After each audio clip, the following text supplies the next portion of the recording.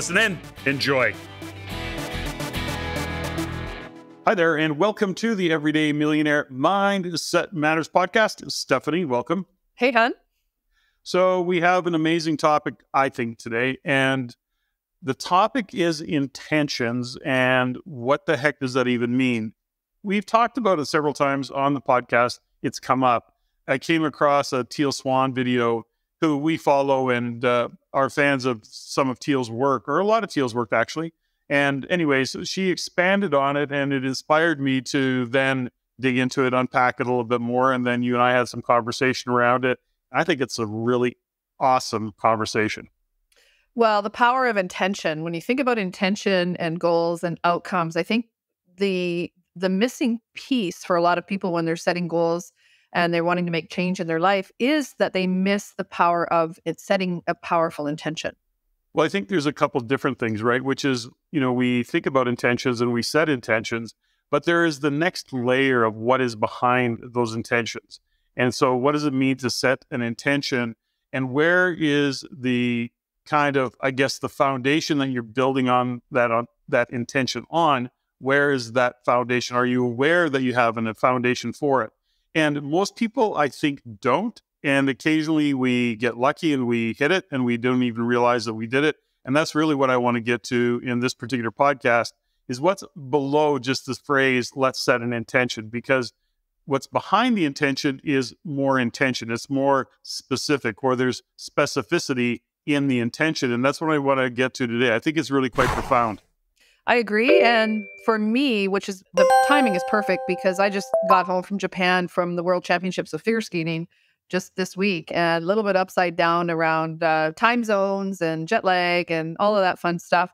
But what really came and really landed this morning when we were talking about, setting intentions and possibly doing this podcast, is that there's not a meeting that I do, whether it's with a business client or a skater, or even sometimes, when we're just sitting around chatting, I always ask, what is the intention of this call? What's the intention of this meeting? And I try to explain it. I try to unpack it. I try to describe what intention is and why it's so important. But I think if we can define it and describe it and actually use some real life scenarios, I think people are really going to get how powerful this concept is.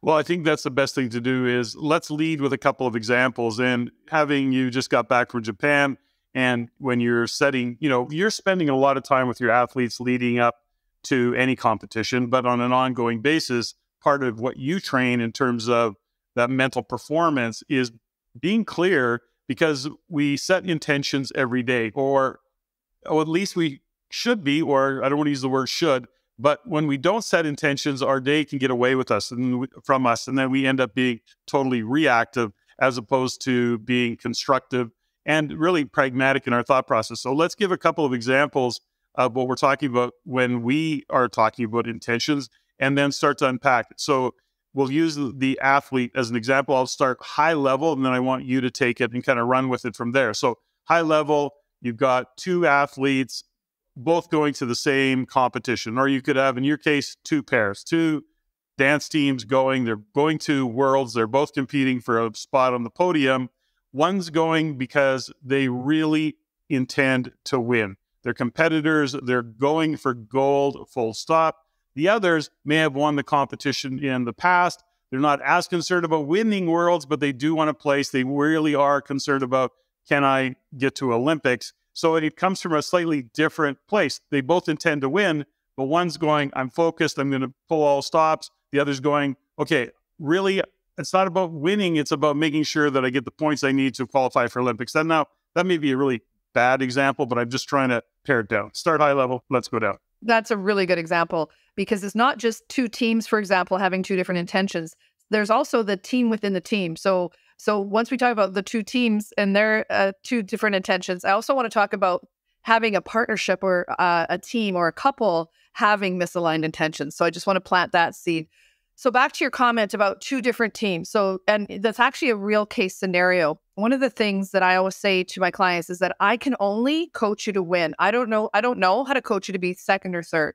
I coach you to win, and I coach every single team to win. And that's not normal in the world of sport or business. But when you think about it, competing is a way for you to really challenge yourself to be your best self, to live your best life. So in a competition environment, by setting a powerful intention and being aligned with that intention really gives you that roadmap. So let's start with the athletes that are saying, okay, I want to win. And even if they're not even on the radar to win, it's not their year, so to speak, or maybe the timing's not there. But when you set a powerful intention to win, doesn't mean you're setting it to beat somebody else. You're setting it to win so that you have the most opportunity to make sure you get the feedback that you need, the coaching that you need, the organization that you need in order to get yourself to the top of the podium. The second team was saying, well, we just want to skate our best. We want to qualify for the Olympics, et cetera. So they've got a bunch of parameters, which is fine.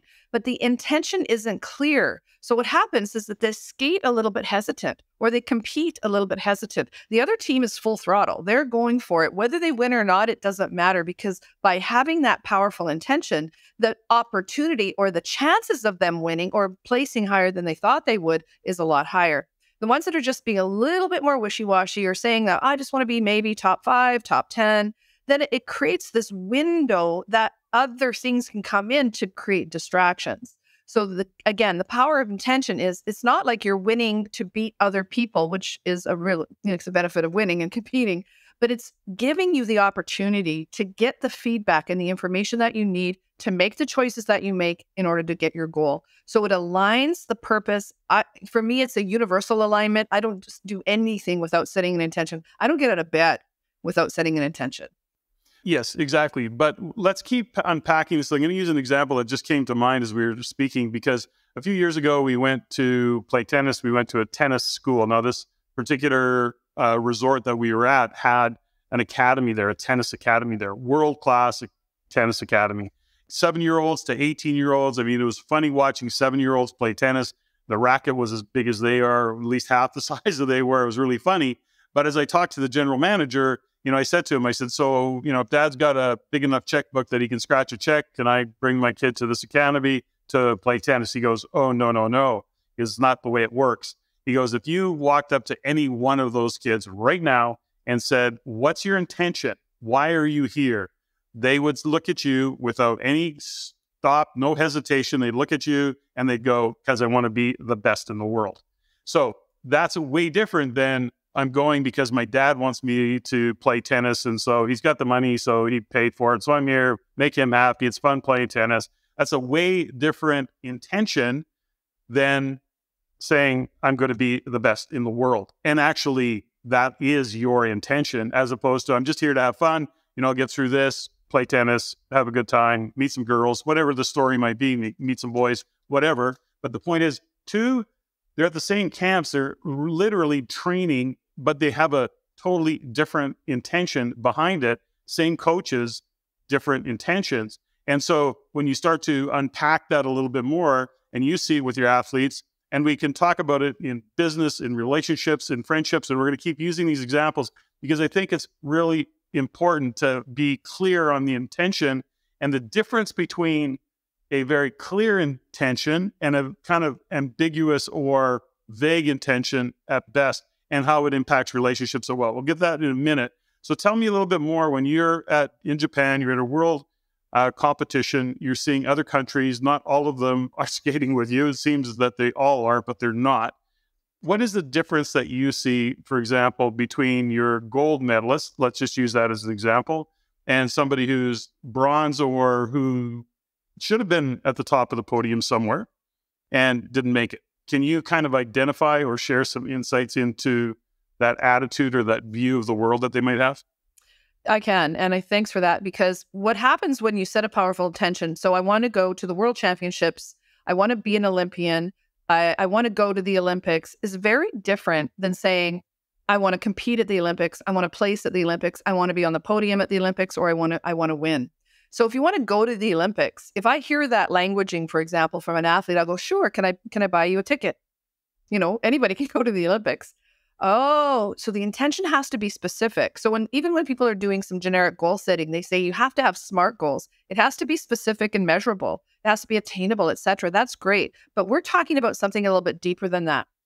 And the intention about what you want to do and what result that you want, and then you surround it with that level of commitment, it doesn't matter what happens on the way to the gold medal or on the way to the win, because something is always going to happen. Something's going to get in the way, whether it's positive or negative. I'm not saying it's always negative, but something's going to happen from an adversity standpoint that is generally equal and opposite to the power of that clarity and the intention. It's going to be tested. So bringing it all the way back is that if you set the goal to win, the goal doesn't change. How you get there sometimes, and what kind of adversity you have to embrace, how you're dealing with dramas and distractions and training and injuries, etc. All of that's part of it. But if you hold that powerful intention, it doesn't change. And that becomes your North Star. So as you're moving forward, it also helps to clarify your values. And then your values get very narrow and they become the supporting cast, so to speak, to your intention. So the connection between intention and values is very clear. The goals become the stepping stones or the signposts, or we have to go to this competition to get this many points, to get this next competition, to go to the final, to get da. So there's all these things you have to do. That's part of the journey. The intention to win is what keeps them on track. That value system that allows somebody to say, okay, I've had a really crappy week. My body's sore. I don't want to do this anymore. But when they come back to their intention, and that particular intention and that goal doesn't change, that is what can align a team. So for example, one team that's setting their goal to win, they're going to have a lot of pushback. Things are going to happen to test that goal. And it happened for us this year very strongly. And then we had our another team that said, okay, we want to be top 5. And sure enough, we had one that won the world championship and one that was top 5. And it was quite spectacular because they both got it. And the team that was top 5, on the day of the free dance where they placed 5th, they were 4th in the free, 5th overall. The gentleman said to me, I just went back on my notes and I didn't say I want to win worlds. I said I want to be top 5. So when you plant that intention, you don't even realize sometimes and you forget about it, but it's so clear. And in that moment, they were so positive that they were going to be top 5 that all the things that happened to get them there, including winning a Grand Prix, including being national championships or champions for the first time, they were top 5 at the world. So I didn't want to do a whole I told you so thing, but I told them so. Well, we use sports often as kind of a framework to give context to these conversations. But, when it comes to intention, let's keep going deeper. I want to give actually a business example and talk a little bit about even staff. This one I know very, very well. The stores that we own, or store that we now own in Edmonton that we've had for 38 years. And we've got a remarkable team. I don't work in that store. I'm on the call with them once a week. They're crushing it the past few years. And really what I got to is my own shift. And it was conscious, but not to the level that I'm really now conscious of intention. And the reality of setting intention with your team and being very clear of what my intention is. But let's just drill it down, pull back a little bit. So I'll use this example. There's a staff member, they want a raise. So they come in, they work really hard, impress the boss. Their goal is, I'm just going to work really hard. I'm going to impress the boss. I'm going to show him how hard I work. And then he's going to give me a raise. Well, they do that for a while and they don't get a raise. And they get pissed off. The guy next to them or the person that they're working with, their coworker, has an intention. I'm going to work my ass off. I'm going to impress the boss, but I'm really going to make sure that every client that walks in the door gets looked after, that I'm creating sales for the business, that I'm really driving the brand and upping the brand and, generating a brand recognition and sales and a really cool customer experience. Well, one day he gets called into the office and the boss goes, you're getting a raise. You're crushing it. Now, what's the subtle difference between that? Well, the subtle difference, of course, is quite obvious, which is the intention is just to get a raise. The other is to get a raise, but by doing so, by impressing the clients, growing the business, improving on the brand, that there in fact would impress the boss because the boss has got a stronger stronger top line, and ultimately they then deserve a raise. And it's such a subtle difference because both said, we're going to work hard, but even their intentions by how they're working hard is a subtle difference. And we see that on a regular basis with the staff and with the team that we have. And what I've found, especially over the past few years, is with our general manager, is the clarity that I have with him gives him permission to have the same clarity with me. What is your intention? Like, where do you want to see and where do you want to take the business? You've been with me a number of years. You're now married. You've got a child. This shifts the dynamics. How does this business look after you? My intention with him, and I say this out loud to him, my intention is to create an awesome lifestyle for you and an income that supports you in maintaining that lifestyle comfortably while you're hitting it out of the park with the store. Let's see how we can drive sales, improve the bottom line, maintain staff, hang on to staff, having longevity. Well, guess what? All of those intentions are coming to fruition because of that clarity. So I just wanted to kind of shine a light on that because many business owners listen to the podcast, and what we see is these subtle differences that we can actually step in with our teams and kind of fine tune, if you will, the thought process, as long as we're communicating really well. That's a great example, because how many times have I heard, if you just pay me more, I'll work harder. I need more money. I need more money. And I remember hearing that from different staff and employees and team members. And I'm thinking, yes, I want to make more money too.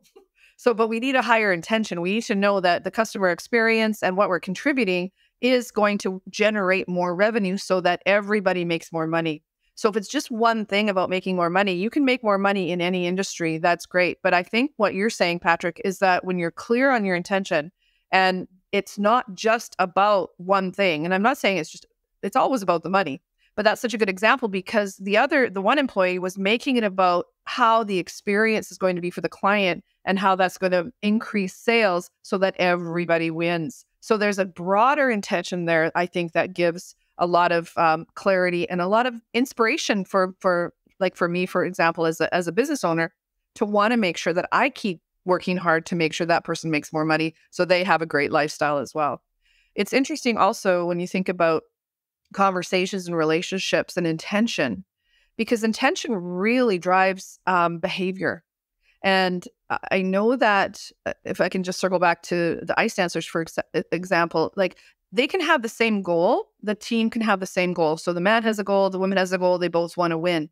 But if the intention isn't set in how they're doing it and who they're being, behavior and habits are going to show up and they're going to actually squish the intention. So one of them's going in with a full on, we're going to work out this 3 times a week. We're going to show up this way. We're going to perform this way. We're going to practice this way. And the other one says they have the same goal, but they're like, his or her habits don't actually support that intention. So the outcome won't be what they want it to be. So yes, you can have a powerful intention. Yes, you can make it about purpose, contribution, and how everybody can win. But if the people that are they're saying they have the same intention, but if their habits and their behaviors aren't aligned, it doesn't work. Those are great points. Like, I love this conversation so much because these are the subtleties, right? This is the fine tuning that takes our game to the next level. And I want to share a couple of things around relationships and how that can get really messy. And sometimes we don't even know it's happening, that we're doing it, or somebody else has a different intention. I'm going to give you an example. So right now, Jean-Guy, JG Francoeur, Chief Growth Officer, great friend, and him and I are pretty tight. We share common values. We like the same stuff. We, just have lots in common. And right now, JG said, PF, you need to fly out to Peterborough, help me finish building my house or building this house. And, I just could use your skills, your hand, whatever and I would go, absolutely, 100% I'm in. And I'd only be doing it with one fundamental intention: be a good friend, support JG in having his outcome and getting the outcome that he wants, because I really like his friendship. I appreciate his friendship. I love hanging out with him. We also have some great laughs, and it's always a great experience. And I want to show up for him because I want to see him succeed. I sincerely want him to succeed. Now, that's one intention, and that's my intention. But if I wasn't that guy, I could be going, okay, JD, I'll come on out. Yeah, I can free up some time. Yeah, no worries, I'll come out. But my intention is that I'm going to show up and I'm going to be there, and actually JG will now owe me one. Wow. at some point, I'm going to call that, kind of favor, if you will, and say, remember when? Well, I could use a little help right now too, which is a different intention and it's a different quality of relationship. And these are the things that I think that a lot of us can step over. I know I have in the past. So I'm certainly, I think both of us have been guilty of it, not knowing there was an intention, not that it was a bad intention. It's just that we weren't really clear on it. So then we set ourselves up for being let down or disappointed because somebody else, if I had that intention with JG, that it was a favor, I was doing this as a favor and I expect the favor returned, as opposed to me just going out there because I want to do that. I want to support JG and having a great project and doing all the things that are great. Awesome. That's way different than me going out there saying, yeah, I'm going to do this, but he owes me.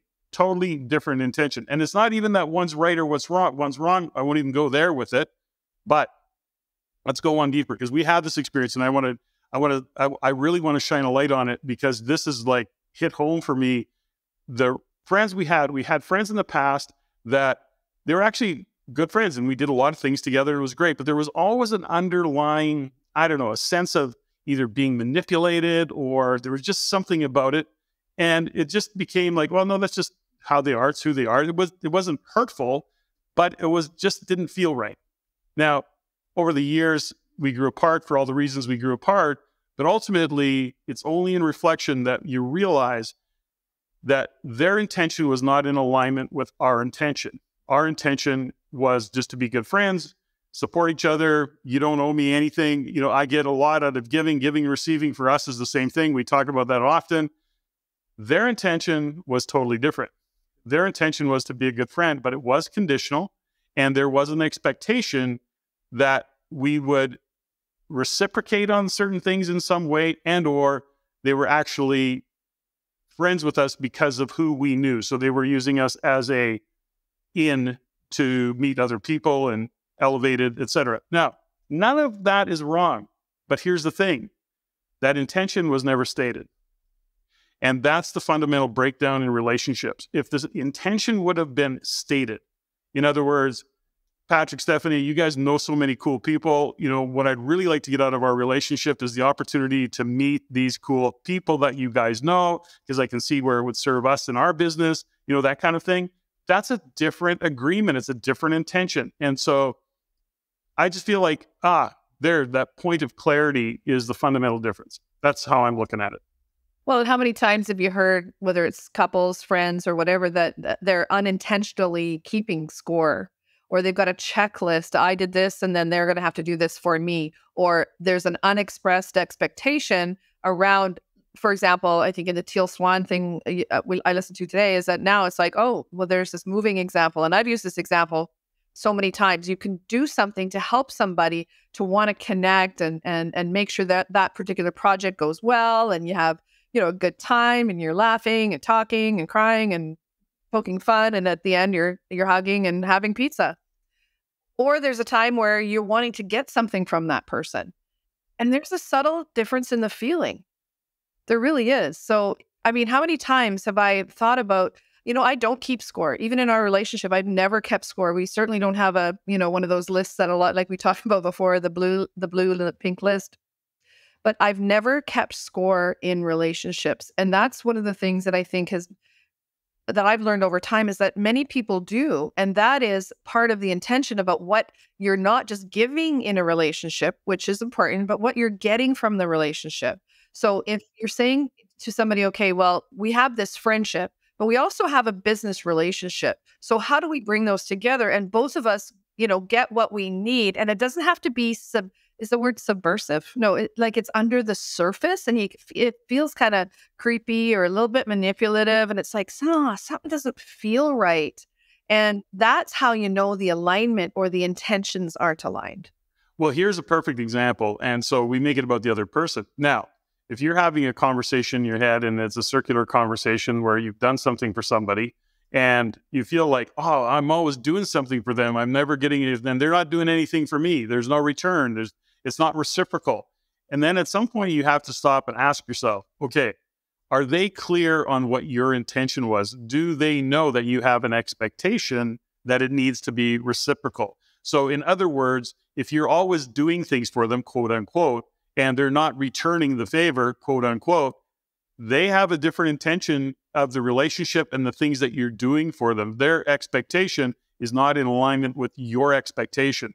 So this isn't just about somebody that does something to you. It's how you show up and what are you doing and what is your expectation and what is the intention that you have for the relationship.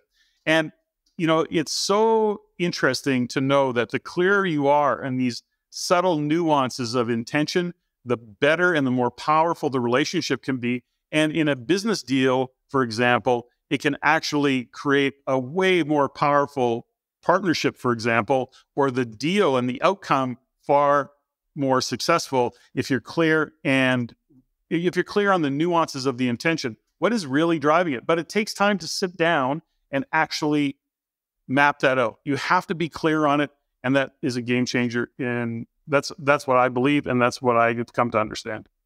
And that's also, for me, there's a level of personal responsibility in this as well, is that I don't ever want to be a victim to have somebody doing something to me, or if a friendship comes to an end or a business relationship comes to a natural ending and it's time to move on.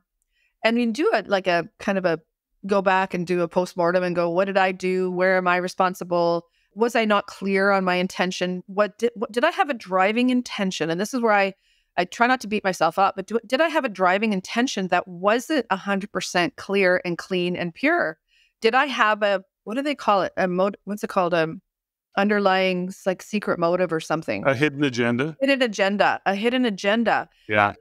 For me to check in on that, because I don't think I enter business relationships or friendships with a hidden agenda. I try to be as transparent as I can, but honestly, I think if things go south or things don't work, I think it's important to look at what was the intention, and was there a hidden agenda, or was there something more that I was trying to get out of that relationship by, offering what it was that I was bringing to the relationship. So I think for anybody who's listening to this, it's like, okay, so yes, things happen, people change, misalignment, you feel something's off, but also step back for a second and say, okay, well, what's my intention in this relationship? What do I want to get out of it? And do I have a hidden agenda?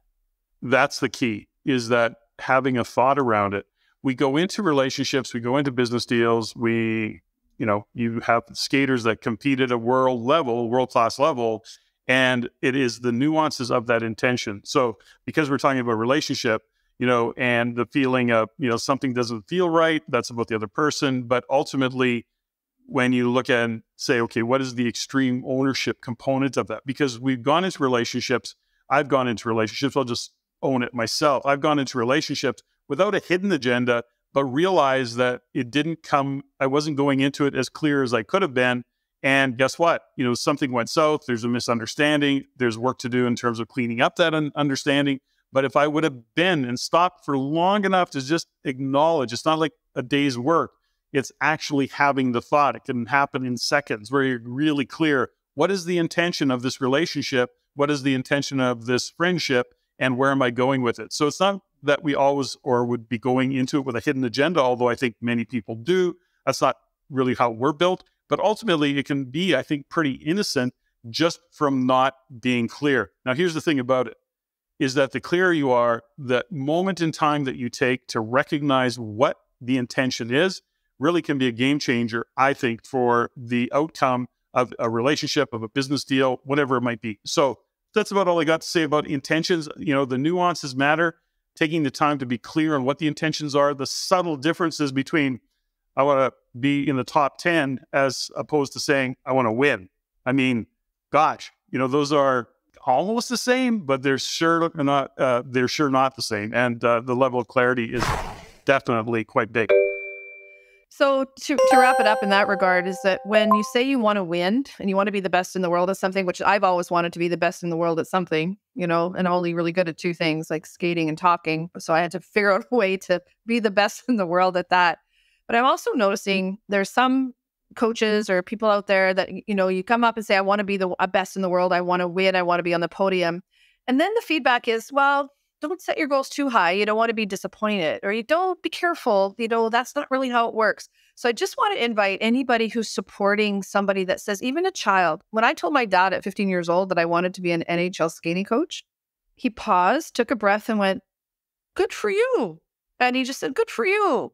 That'll be interesting. He didn't say, you're a girl, right? So back that long ago, I also had people around me that would commit to my intentions, as crazy as they sound. Same as you when I wanted to be an Olympian. You didn't say, I'm going to go buy you tickets for Torino. You said, okay, what's that going to look like? So you honored my intention.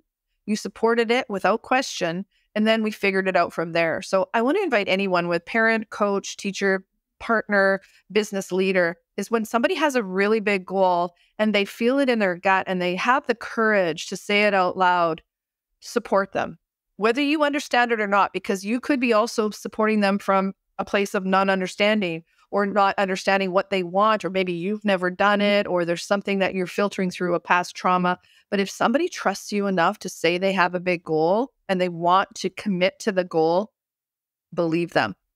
And as we finish this off, there is a part of what we do within the Real Estate Investment Network with, working with clients, and then you and I with Shift, and we just came off Think Tank, where I came off with JG. We did Think Tank and some really cool programs that we put together. But my point is this: when you're sitting down to actually be creative and maybe do a business deal, and you're sitting with a potential partner, you have to stop for a moment and say, what's our intention here?